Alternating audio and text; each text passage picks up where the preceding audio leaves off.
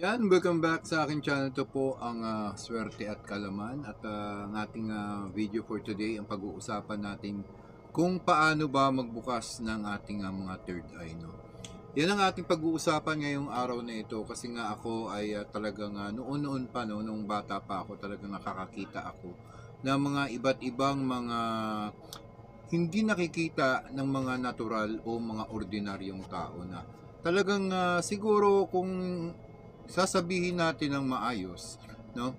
Natural, no? Natural makikita ng isang tao kung meron siyang kakaibang karamdaman, mga panlasa, mga tingin na natawag natin na third eye, no? Third eye.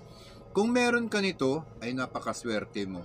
At kung ayaw mo naman, ay pwede mo namang alisin sa iyong mga pakiramdam itong mga klase ng third eye. Pero hindi naman siya ganun kadali, no? Hindi siya ganun kadali tanggalin.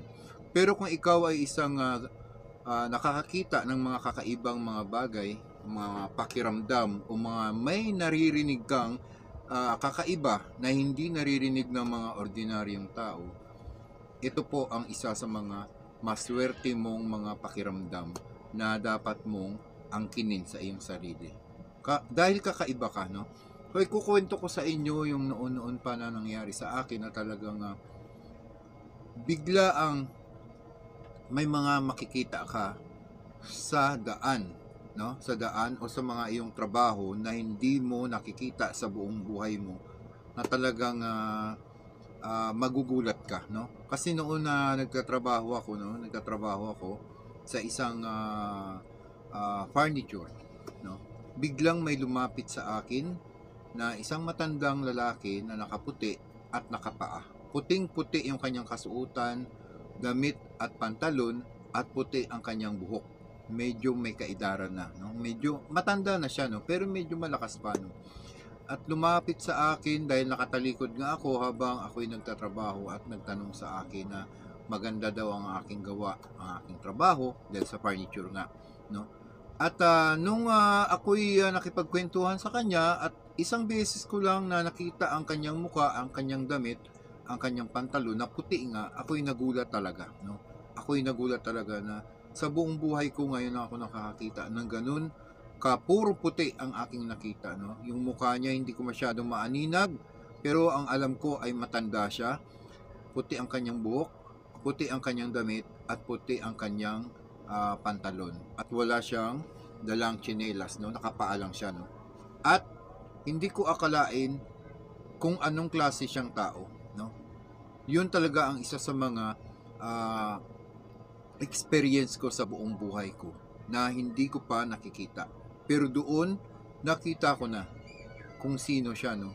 Hindi ko alam kung anong klase siya, pero ang nakita ko tao siya, nakadamit na puti, pantalon puti, at buhok niya puti. At meron siyang bigote, no? At parang siyang merong, naaninag ko parang meron siyang balbas at nakapaa.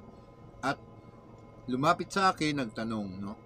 At nung tumalikod naman ako, ay bigla siyang tumalikod ako dahil may kukunin nga ako. Pagbalik ko, wala na.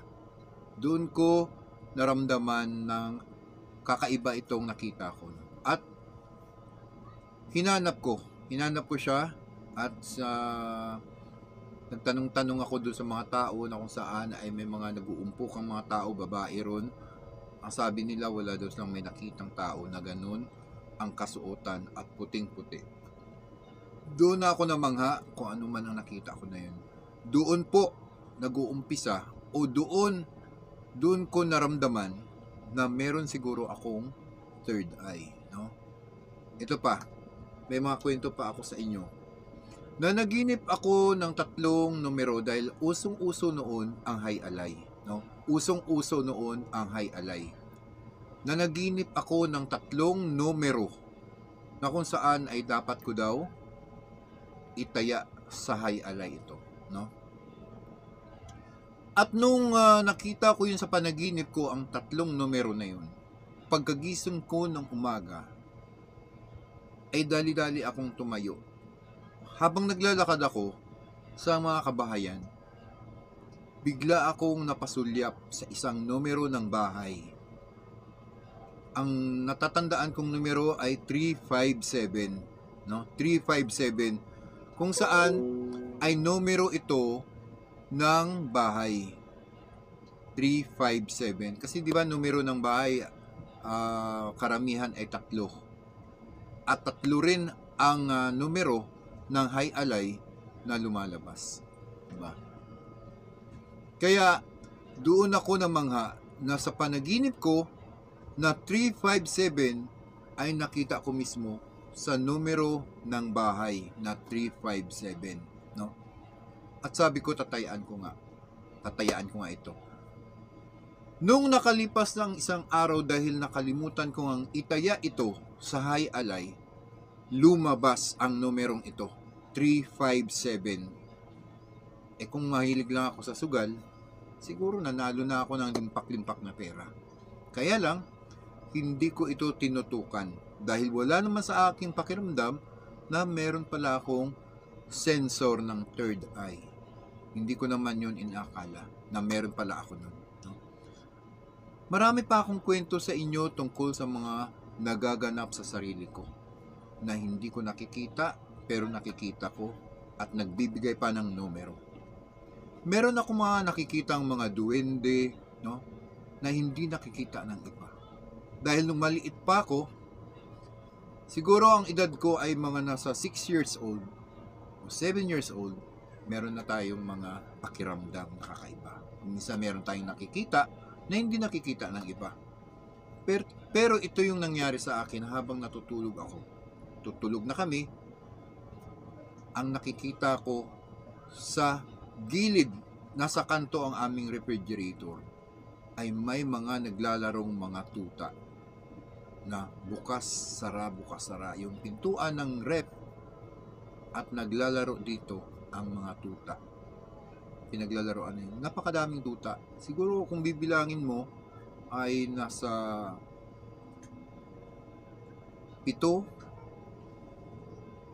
Hindi ko masyadong mabilang. 7 o basta marami. Marami talaga. Kaya doon nag-uumpisa yung mga pakiramdam, panaginip, ayon doon sa aking mga pakiramdam.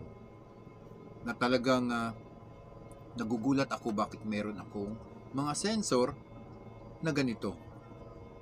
At meron kung minsan, habang nagluluto ako, nagtitinda ako sa isang eskwelahan, dahil meron kaming kunting paninda sa mga eskwelahan.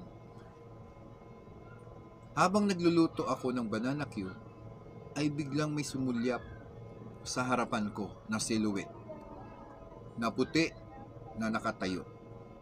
Yun ang ipagpapatuloy natin ang ating kwento. Kung meron kang third eye sa iyong sarili, ay huwag mong babaliwalain ito. Ay napakaswerte mo. Dahil bihirang-bihira sa mga tao na magkakaroon ng mga pakiramdam na mga katulad sa akin. Yung mga panaginip na biglang nagkakatotoo.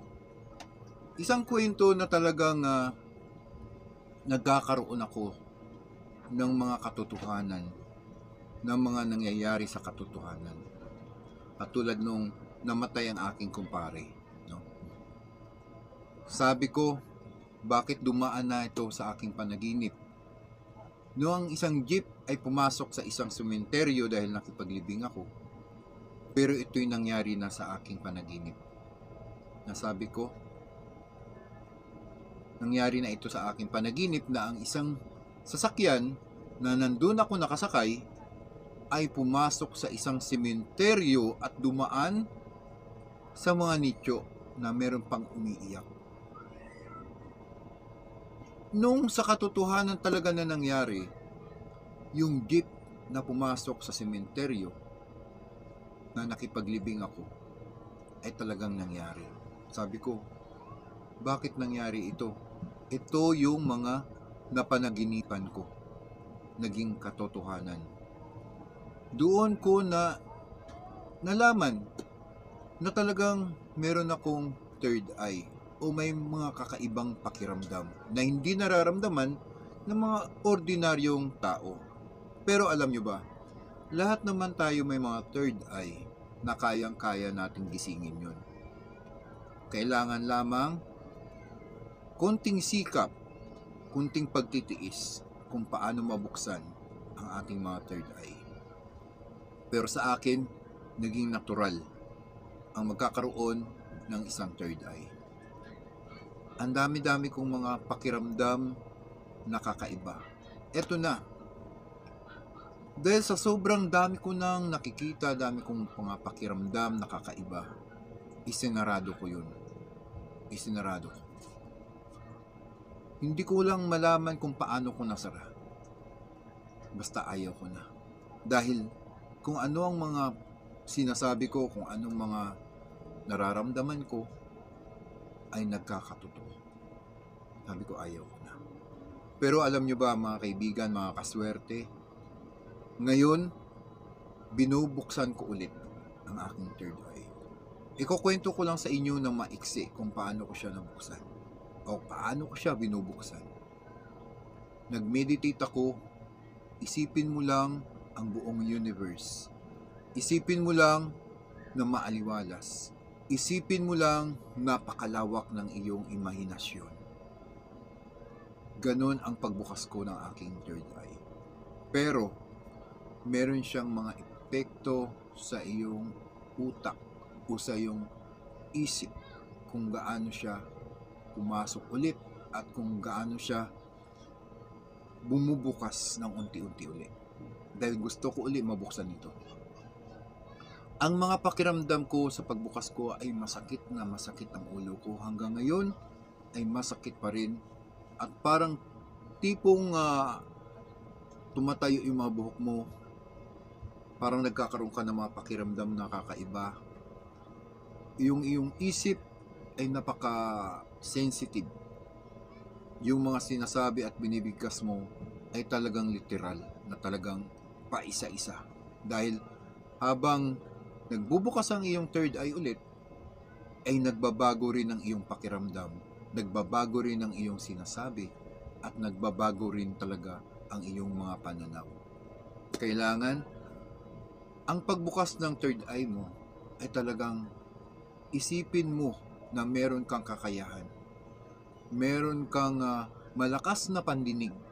Ako, kahit malayo o malalim, pag may nagtatawag sa aking tao na nangangailangan, ay naririnig ko kahit sa malayo. Halimbawa, pipikit lang yung mata ko, tapos isipin mo kung sino ang darating. Isipin mo kung may parating ka, lalong-lalo na kung meron kang hanap buhay. Mabilis siyang umepekto, maya-maya may darating. Parang nagmamagnet ka ng tao. Kakaiba yung aking pakiramdam. Parang iniisip ko pa lang, may parating na. Ganon pala kung may third eye ka, malakas ang iyong pakiramdam. Pero alam nyo ba mga kaswerte, ako lamang ang nakakaalam kung ano ang aking gagawin. Ganon din sa inyo. Kung meron kayong third eye, kailangan ikaw lang ang nakakaalam nun kung meron kang third eye. At kung meron ka namang nararamdaman at kung meron ka mang nakikita, dun mo palang sasabihin. Pero wag na wag mong sasabihin na kung anong mga kaalaman mo. Kasi mapupurnada yan. Madidistract ng ibang tao. May mga comments, may mga sinasabi na negatibo tungkol sa'yo, wag na wag mo lang silang intindihin. Kasi ikaw rin ang maaapektuhan. Yung may mga third eye na tao ay kailangan maging positibo lamang. No? Huwag masyadong mag-isip ng mga negatibo. Natural, may mga problema tayo. Natural, may mga solusyon din. Gumawa na lang ng mga bagay na mga karapat-dapat kung meron kang third eye. Kasi mas nakakatulong kung mas malinaw sa iyong gawain na bilang may third eye kung mga positibo lamang ang iyong gagawin. Mas mabilis mong ma-achieve at mabilis mong makita o maramdaman o maririnig kung meron kang third eye, kung positibo kang tao. Sa lahat ng mga gusto magkaroon ng mga third eye, mag-meditate lamang at isipin na maaliwalas, isipin mo ng mabuti ng malalim at meron kang makikitang kulay puti na maliit sa iyong noo, no? Kung magko-concentrate ka sa isang matahimik na lugar na ikaw lamang ang tao doon. Isipin mo yung maaliwalas, isipin mo yung mga puno, isipin mo yung napaka liwanag, isipin mo yung napakatahimik, isipin mo yung nasa tabing dagat ka, isipin mo yung mga nasa puno ka, maririnig mo yung mga ibon, at makikita mo may kulay puti. Yung isip mo, yung mata mo, ipikit mo ng matagal. Magpatugtog ka ng mga sound na magkakaroon ka. Yung tipong magandang sound, yung maaliwalas na sound, para yung pag-iisip mo ay talagang nakatutok sa iyong noo. Yung buong katawan mo ay itataas mo sa iyong noo. Simula sa paa hanggang katawan, kamay, papunta ito sa iyong noo. Doon ka magkakaroon ng pakiramdam na parang nagbabibrate ito. Nagkakaroon ng pagtataas ng iyong balahibo. Doon mo mararamdaman na talagang nakafocus ka. Nakafocus ka sa iyong mga imahinasyon. Pag nakapikit ka lang, pwede mo siyang buksan ng iyong third eye. Dahil ako, sa susunod ay mas marami pa tayong pag-uusapan tungkol sa mga third eye na yan. At sa ating mga pampaswerte naman, focus lang tayo doon. Pagdasal natin, may mga ritual, orasyon, para mas mabilis nating magamit ang ating mga pampaswerte. Ganon din sa ating mga third eye, focus lang tayo, dasal lang tayo, mag-meditate tayo. Yung tipong lahat ng problema mo, tanggalin mo. Linisin mo yung yung sarili mo, linisin mo. Linisin mo, ilabas mo muna yung mga problema. Isipin mo muna na talagang nakafocus ka lang doon, na kung gusto mo mag-meditate, gusto mo relax ka, lahat naman ng problema may solusyon yan. Lahat ng problema ay pumapasok sa tao. Pero ilabas mo muna. Subukan mo munang ilabas. Kasi lahat yan. Sa lahat po ng nakapanood dito tungkol sa mga third eye, patuloy nyo lang yan. Gamitin natin sa magandang pamamaraan. Huwag kayong matatakot dahil natural lang to. Natural lang na magkakaroon ka ng third eye. Sana po meron kayong napulot na kahit konti na kaalaman sa ating video for today. Please po, mag-like, mag-comment at mag-subscribe kayo. Ito po ang swerte.